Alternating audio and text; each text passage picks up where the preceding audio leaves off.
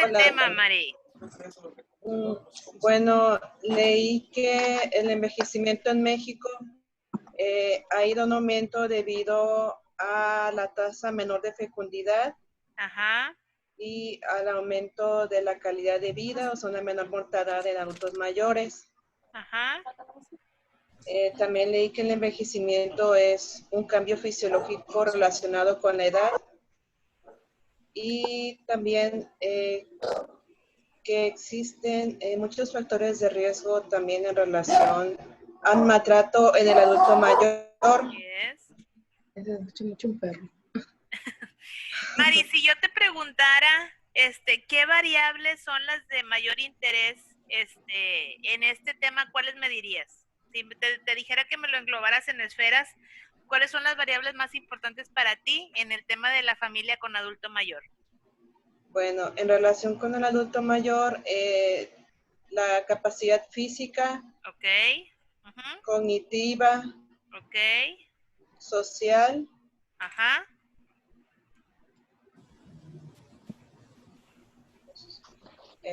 biológica. Ok, muy bien.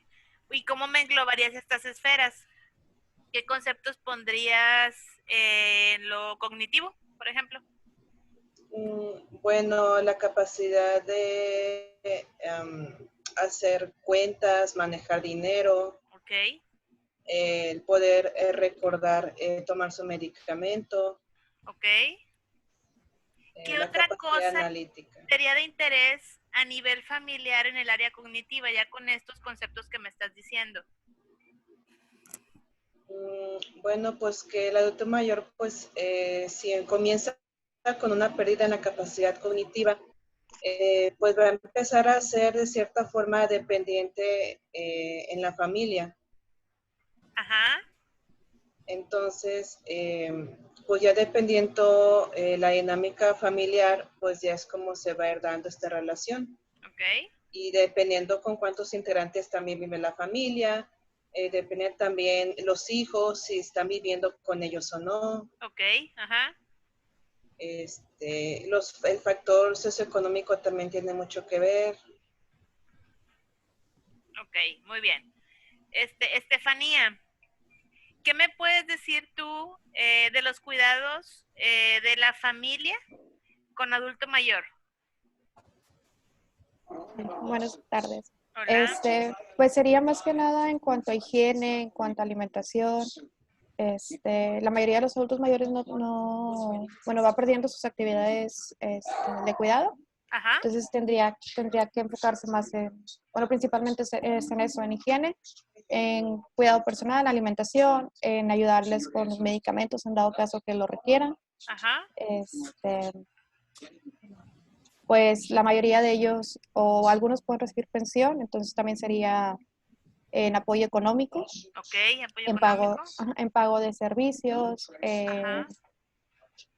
pues en la movilidad, si requieren salir, muchos de ellos requieren de apoyo en cuanto al transporte. Ok.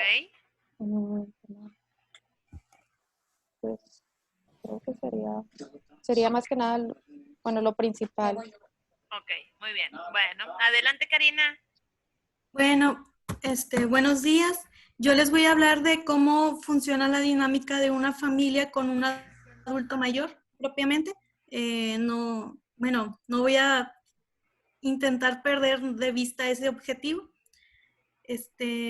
¿Cuáles van a ser los objetivos de mi clase? Pues valorar la definición de envejecimiento propiamente y cómo el envejecimiento va a ser parte, bueno, el concepto de envejecimiento forma parte del último ciclo de vida, que es jubilación, muerte y retiro. Bueno, muerte y retiro. Retiro y muerte. Habitualmente, ¿verdad? Habitualmente. Ajá. Y concluir en cómo va a participar la función del médico familiar en la dinámica familiar con un adulto mayor involucrado, ¿verdad? Uh-huh. Entonces, de acuerdo al INAPAM, que es el Instituto Nacional de Personas Mayores, la vejez se va a definir como la etapa de vida que comienza a los 60 años y es considerada como la última etapa de vida y pues esta va a formar parte del envejecimiento.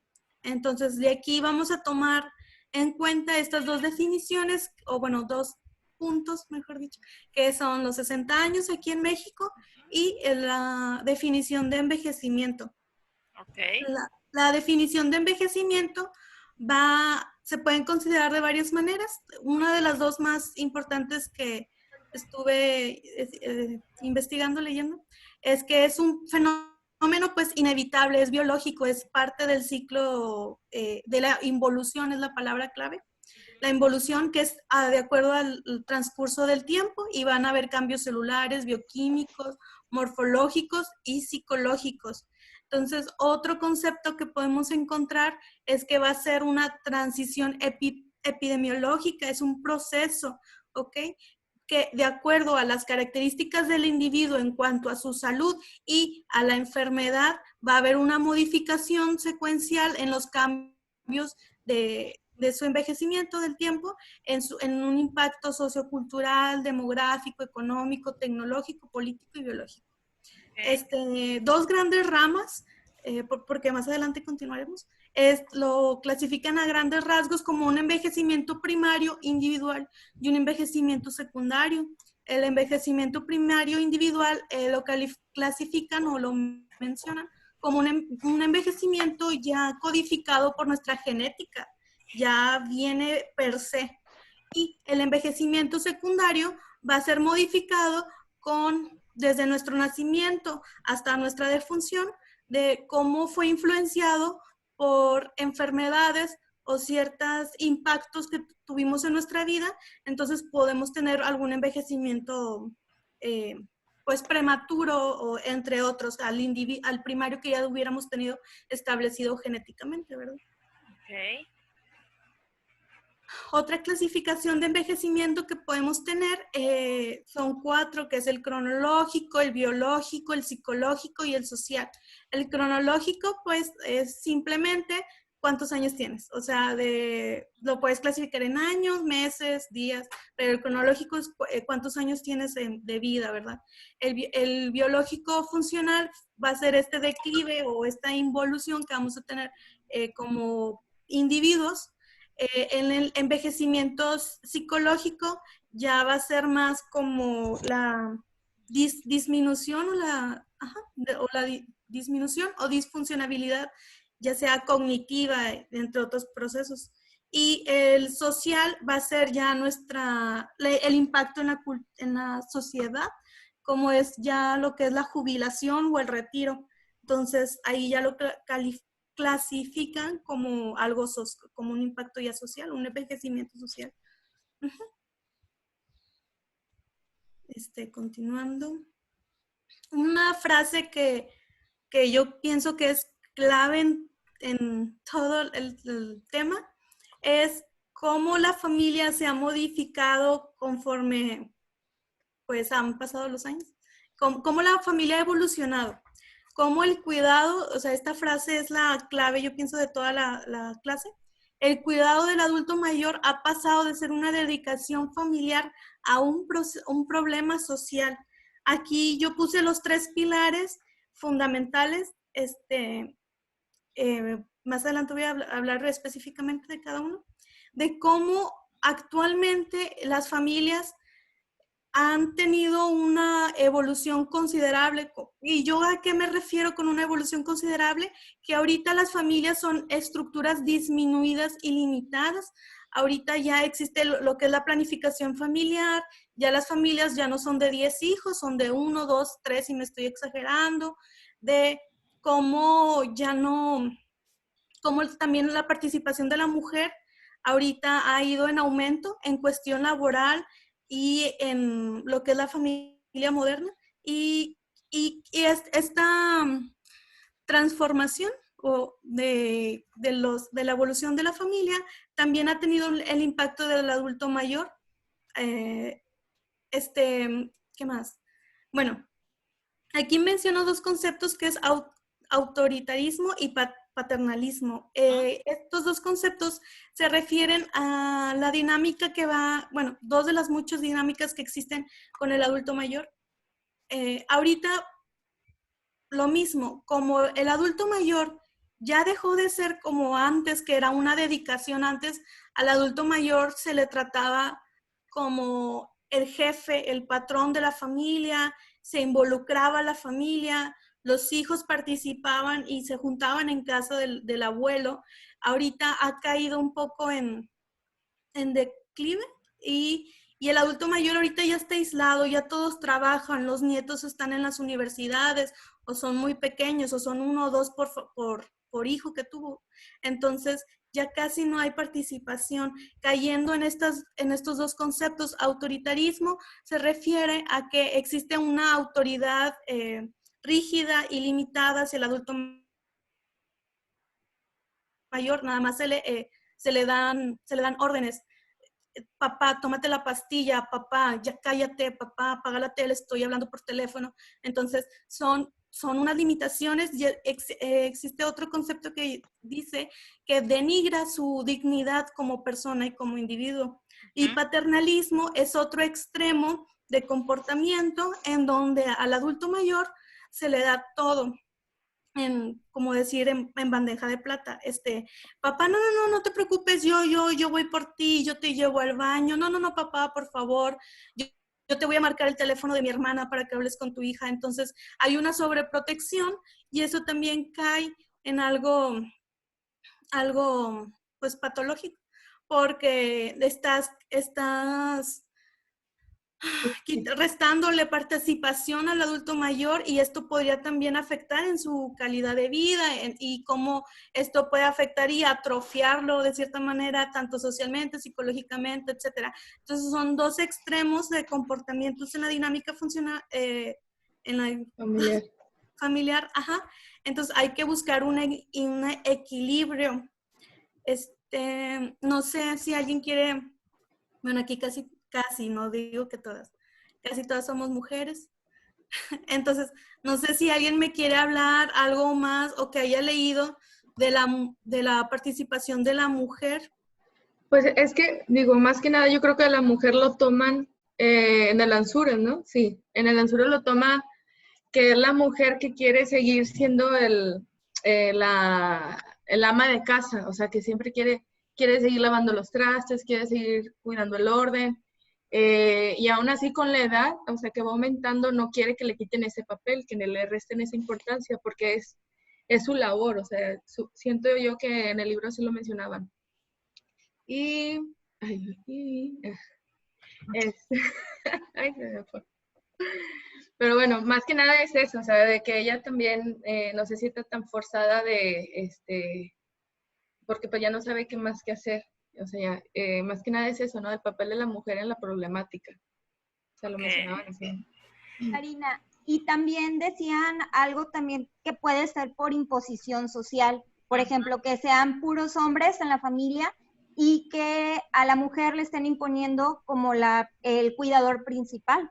Pero en este caso también leí en el Teófilo que también puede causarle, puede llevarlo a un abuso en el anciano porque está cayendo toda la responsabilidad en el cuidador, en este caso en la mujer, ¿verdad? También eso es lo que yo leí. También, Karina. No sé, a mí también. A ver. A mí también me llama la atención que en el Anzures le da la mayoría del trabajo a la mujer. En varios capítulos que leí, siempre mencionaba a la mujer como la principal cuidadora del adulto mayor, y también el enfoque del capítulo venía mucho en que el adulto mayor siempre necesita ese cuidado.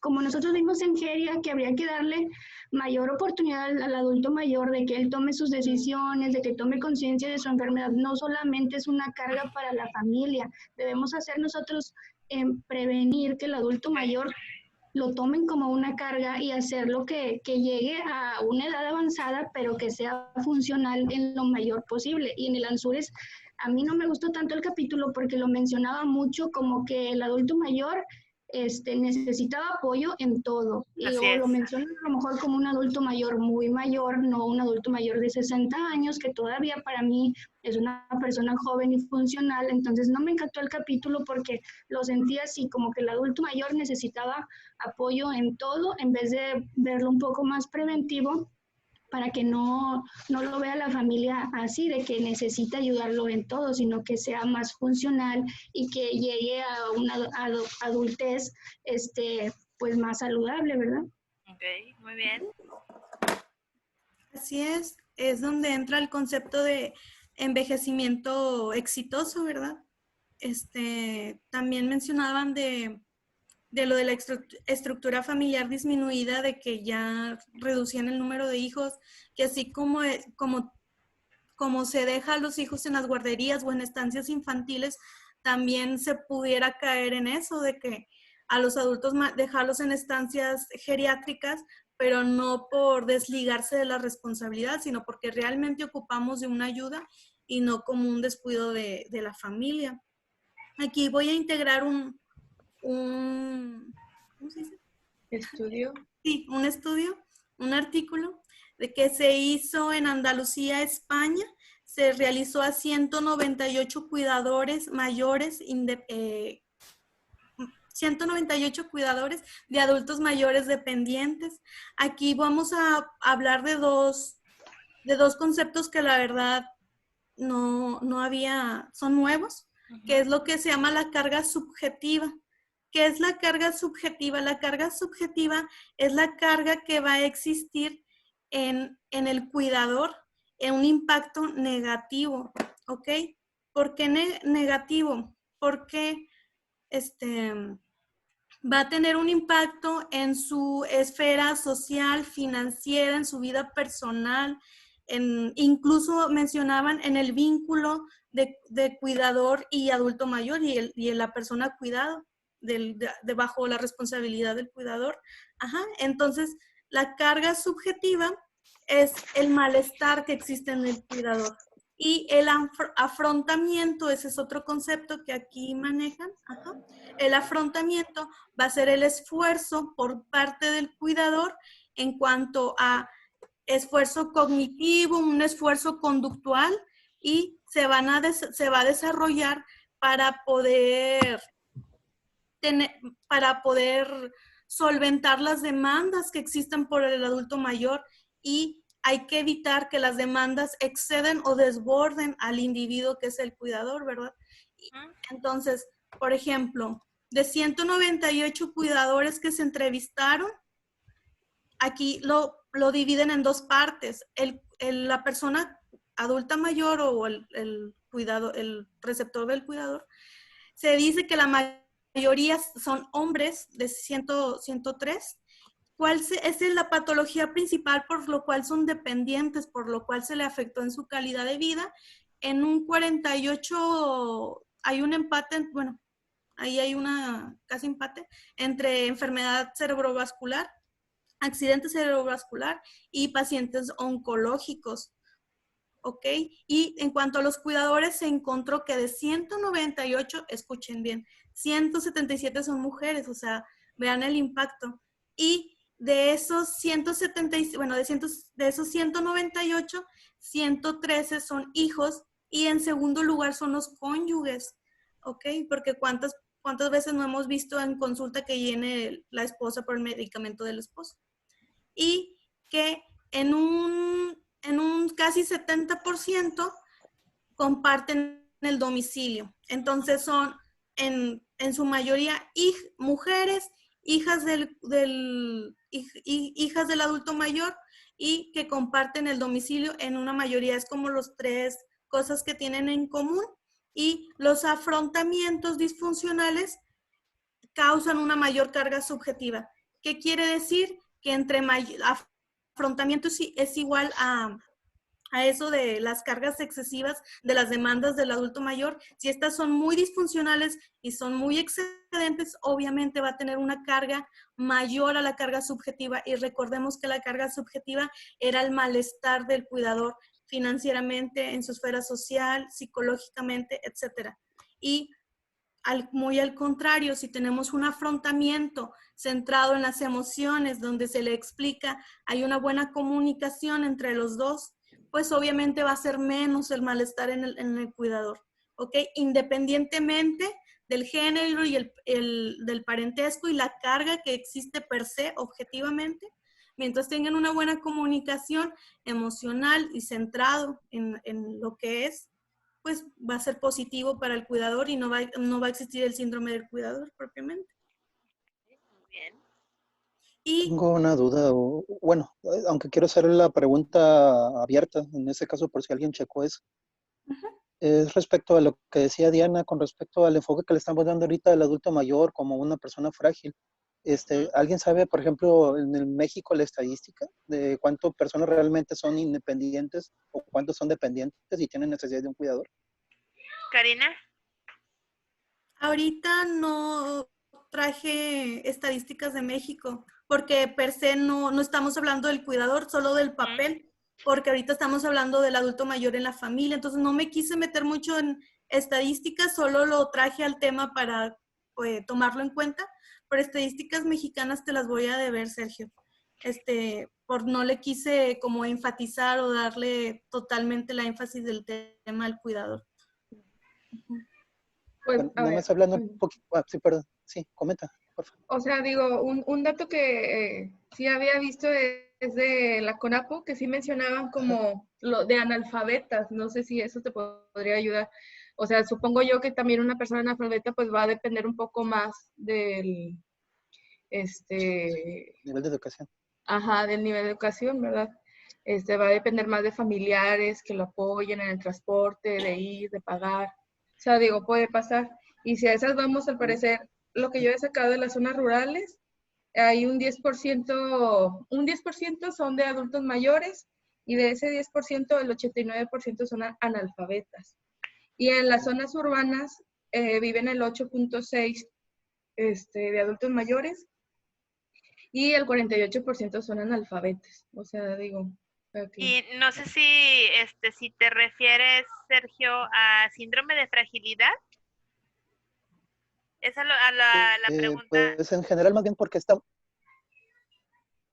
más que nada quiere saber, por ejemplo, qué porcentaje de adultos mayores son independientes y cuáles en este caso son dependientes. Lo que pasa es que por decir de 10. Yo revisé Ajá, sí. del INEGI en el 2018, había 15.4 millones de personas de 60 años o más. Y de estos 15.4 millones, 1.7 millones viven solos. Okay. Y lo que dice Sergio, 7 de cada 10 personas, o sea, el 69.4%, viven solos y presentan algún grado de discapacidad o de limitación. Sí, nada más, no se vayan a confundir porque hablar de fragilidad es otro síndrome geriátrico y es hablar de conceptos que tiene que tener el paciente como pérdida de masa muscular, pérdida de peso, disminución de pantorrilla y la presencia de sarcopenia, ¿verdad? Y a hablar de actividades, de dependencia de actividades de la vida diaria es a lo que se refiere Ingrid, ¿verdad? Que como bien dice Diana, en el capítulo del libro de Ansúrez sí hablan no de un adulto frágil, porque pues ya vimos que es un concepto totalmente diferente, que tiene criterios establecidos para hacer un diagnóstico, sino habla de la familia específicamente, del adulto mayor o el anciano que es dependiente, ¿verdad? Eso se refiere a ese capítulo, no es como bien dice Diana, o sea, no habla en general o no clasifica a los adultos en funcionales para la vida diaria o dependientes totalmente, ¿verdad? Ellos hablan de la familia que tiene un adulto mayor que depende de esos integrantes familiares para subsistir, ¿ok? Igual, doctora, complementando un poquito lo que dijo Ingrid, Ajá. Yo había visto en un artículo, bueno, es del 2015, que específicamente aquí en Nuevo León, el porcentaje de adultos mayores que tiene algún tipo de discapacidad motriz es del 85%. Ajá. Entonces sí coincidió un poquito con lo que dice Ingrid, de que hay una cantidad muy alta de adultos mayores que a lo mejor ya no son funcionales. Así es. Ok, muy bien. ¿Qué más, Karina? A continuación voy a hablar de bueno, para tocar el tema, no vamos a profundizar tanto, de lo que es la valoración funcional del adulto mayor, ¿verdad? Y que son las actividades de la vida diaria, y que las actividades de la vida diaria se dividen en 3 grandes pilares, que son las básicas, las instrumentales y las avanzadas. Cómo de acuerdo a la pérdida de la capacidad de alguna de estas actividades de la vida diaria, pues puede indicar algún declive funcional del adulto mayor. ¿Cuáles son algunas de las actividades diarias del adulto mayor que se pudieran identificar? Pues ir al baño, vestirse, cosas que un adulto pues funcional lo podría realizar sin necesidad de un apoyo, ¿verdad? Y algunas actividades de la vida diaria instrumentadas, pues es marcar el teléfono, lo que es las finanzas, el dinero, porque esos ya ocupan un poco más de procesamiento. Y las avanzadas, pues ya es cosas totalmente que una persona puede hacer o puede hacer solo, ¿verdad? Como, por ejemplo, irse de viaje ya de plano. Bueno, aquí viene. Okay. De hacer un deporte, ejercicio o participación social, simplemente que salga y sea anfitrión de algún evento. Entonces, algunas escalas que podemos encontrar, porque existen varias, pero de las que más encontramos, o la más común, es, por ejemplo, el índice de CATS va a ser para las actividades de la vida diaria básicas, y lo vamos a calificar en seis rubros. El primero va a ser el baño, que puede ser independiente, él solito va a entrar o va a requerir de alguna ayuda solamente de algún sostén o algo, pero él puede ir solo al baño. O necesita ayuda para lavarse algún área del cuerpo, para entrar o salir de la ducha o baño. En el vestido, pues que él selecciona su ropa, se la puede poner solo, se abotona solito. O también eso de ponerse o extraerse los zapatos. Y dependiente, pues no puede ponerse los botones, no puede abrochar los zapatos, entonces necesita ayuda para poder vestirse. Y igual, ahí ya me salí. Para el baño, pues va solo al baño y él se limpia solo. O a veces, aunque él pueda ir caminando solo, por ejemplo, las mujeres, bueno, también los hombres, pero mayor las mujeres, por los prolapsos pélvicos o ciertas situaciones, pues necesitan ayuda para que les ayuden a limpiarse, aunque ellos puedan ir solos al baño. Eso ya es una limitación. La movilidad, pues él se levanta y se acuesta en la cama. Esa es la independiente. La dependiente, pues necesita ayuda para levantarse, ayuda de una mano, o necesita que alguien lo ayude a recostarse propiamente en la cama. Igual, pérdida de esfínteres, la continencia, tiene un control tanto para la micción y defecación, o tiene alguna incontinencia, ya sea parcial o total. Y la alimentación, que él coma solo, desde el plato hasta la boca, ¿ok? O necesita ayuda para poder sostener un vaso, los cubiertos, etc. Ese es el índice de CATS, que son las actividades de la vida diaria básicas. Ahora, otra escala común utilizada ahora estas son las actividades de la vida diaria instrumentales.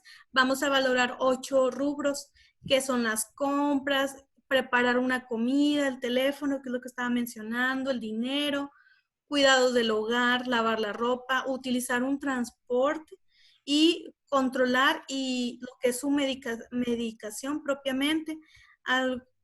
Esta escala también tiene un impacto en su utilización, porque si llegamos a identificar un menor rendimiento funcional o una incapacidad funcional, pues podemos ver que tiene un mayor riesgo de muerte de 2 a 5 años próximos.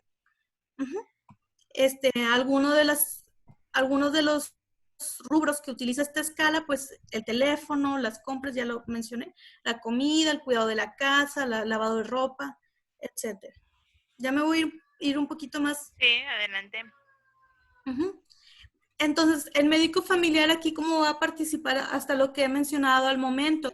Pues aquí nuestra obligación, como venían en las reglas, legal, inclusive moral propiamente, es la intervención, es la identificación de factores de riesgo. Va a ser una valoración multidisciplinar, no nada más cae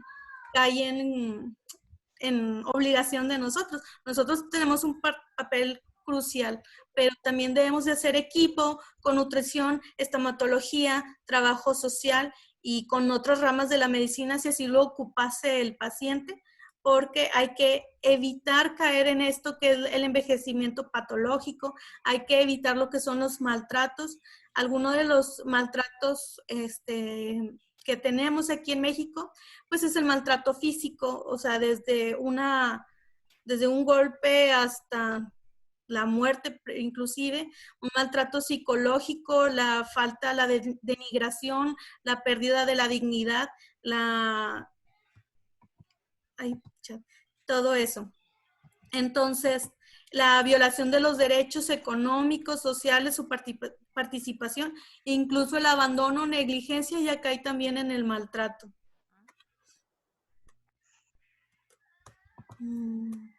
Ahí está. Bueno, una pequeña pausa para tantas cosas negativas. Puse esta pequeña frase de Javier González que me encantó. Es, olvídese de cumplir años y empiece a cumplir sueños. Hay una parte de, obviamente, nuestra participación en familia es tratar de desintegrar ese concepto tan poco ético, por decirlo de alguna manera, de que el envejecimiento es algo negativo, es algo patológico, ¿no? Nosotros como médicos especialistas, como médicos familiares, debemos de cambiar o reconsiderar ese concepto, dar a entender que existe un envejecimiento exitoso, que podemos cambiarlo. Entonces, olvídate de cumplir sueños y olvídate de cumplir años y empieza a cumplir tus sueños. Entonces, esta frase ténganla muy presente, compañeros, porque estamos hablando de puras cosas negativas. Bueno, en mayoría o muchas tienen definiciones negativas al adulto mayor, pero no. No, por favor. Entonces, ¿qué factores de riesgo vamos nosotros a identificar como médicos familiares? Pues recuerden que no nada más estamos hablando de un adulto mayor, estamos hablando de un vínculo bisocial, adulto mayor y cuidador en su mayoría. Tiene sus excepciones porque pues no todos dependen, ¿verdad? Pero en su mayoría sí dependen. Por eso nuestra intencionalidad de buscar factores de riesgo.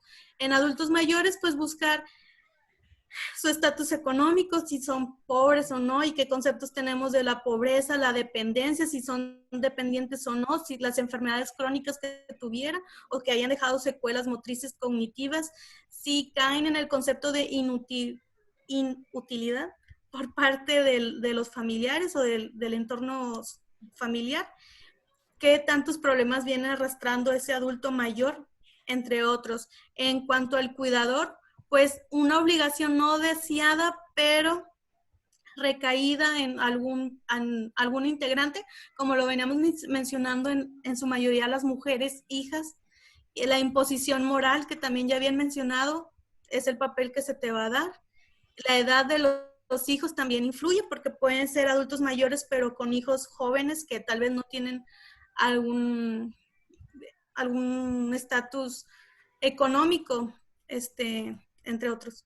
El modo de vida de la familia no es lo mismo una familia humilde, con limitaciones laborales, problemáticas familiares, etcétera, a una familia con una buena posición económica, que tienen dentro de lo que cabe posibilidades médicas, etcétera, para tener una buena asistencia del adulto mayor.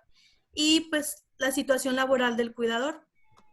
Hay que recordar también que el cuidador ¿cómo puedo decirlo? Es un trabajo que no es no remunerado, o sea, así como el ama de casa se considera como un trabajo no remunerado, también el cuidador. Entonces, pues de cierta manera hay cierto desembolso por parte de él y afecta en su estatus financiero. Entonces, es un factor de riesgo. Hacer una participación familiar. ¿Qué más? Bueno, así a grandes rasgos, lo que ya mencioné, la valoración del adulto mayor es multidisciplinaria. El objetivo es minimizar los riesgos, identificarlos para que el adulto tenga un buen desarrollo funcional, mental y social. Ese es nuestro objetivo primordial. Ahora, en cuanto a la comunicación de la familia, pues hay que tener varios papeles. Los voy a mencionar uno por uno. ¿Cuál es nuestro papel como médico familiar con la familia? Hay que darles a entender a la familia en qué consiste el padecimiento y la historia natural de este padecimiento. Si es un paciente oncológico, darle oportunidad a que pregunten dudas, dejarle por entendido cuál va a ser la evolución de esa enfermedad y no darlo por entendido o no minimizar la situación. Hay que hablarle y hay que dedicarle el tiempo que requiere. Hay que explicar los signos o síntomas de la enfermedad y cuáles van a ser los datos de alarma para que puedan ellos acudir a urgencias o no. Hay que ir lo que se llama educando al paciente y educando a la familia para ese momento.